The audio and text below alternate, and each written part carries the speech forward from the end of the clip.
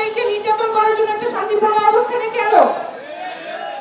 একটা বিপ্লব পরবর্তী বাংলাদেশে এই পরিস্থিতিতে শিক্ষকদের থাকার কথা ছিল না।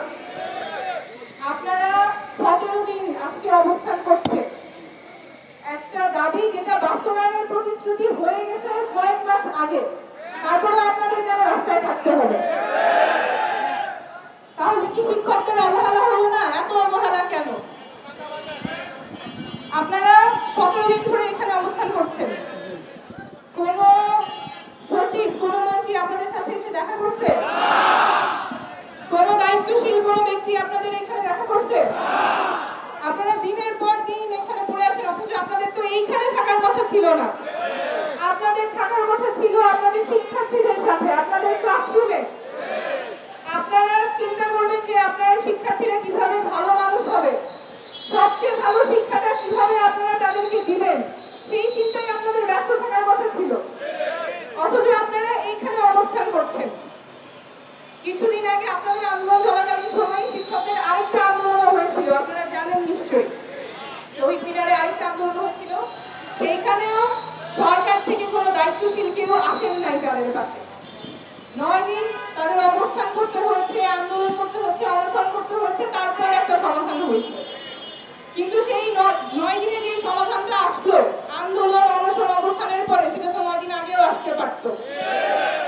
আপনাদের ক্ষেত্রেও এই যে আপনারা 17 দিন ধরে এখানে অবস্থান করছেন, একটা না একটা সময় তো একটা সমাধান আসবে। কিন্তু আপনারা যে কষ্টের মধ্যে দিয়ে যাচ্ছেন, যে অবহেলার মধ্যে দিয়ে যাচ্ছেন, সেটার সমাধান কে দিবে?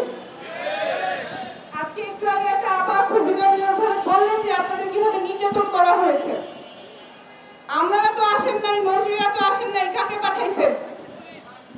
পুলিশকে পাঠাইছে আপনাদেরকে নির্যাতন করার জন্য একটা শান্তিপূর্ণ অবস্থানে কেন? বিপ্লব পরবর্তী বাংলাদেশে পুলিশের তো এই ভূমিকা থাকার কথা ছিল না। পুলিশ সংস্কার কমিশন হয়েছে,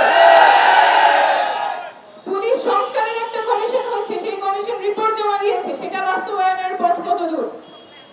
সেটারও বাস্তবায়নের কোনো পথরেখা নেই। এই একটা আজব অবস্থা বাংলাদেশে, যেখানে পরিকল্পনা করার জন্য আন্দোলন করতে হয়, একটা সিদ্ধান্ত একটা দাবি আদায় করার জন্য আন্দোলন করতে হয়, সেই দাবি পূরণের আশ্বাস আসার পরে সেটার বাস্তবায়নের জন্য আবার আন্দোলন করতে হয়।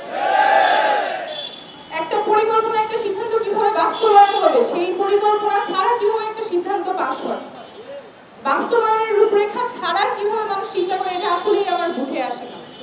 আপনারা আজকে যে পরিস্থিতির সম্মুখীন হয়েছেন সেটার আমরা নিন্দা জানাই।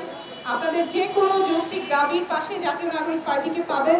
আমাদের শিক্ষা সম্পাদক তিনি খুব কষ্ট করে বলেছেন যে শুরু থেকেই আমরা আপনাদের যৌক্তিক আন্দোলনের দাবির পাশে ছিলাম, এবং যেটা আপনাদের অলরেডি সরকার প্রতিশ্রুতি দিয়ে দিয়েছে, যে প্রতিশ্রুতি বাস্তবায়নের জন্য আপনাদের আবার কয়েক মাস পরে এই রাস্তায় অবস্থান করতে হচ্ছে, এটা জাতির জন্য লজ্জাজনক।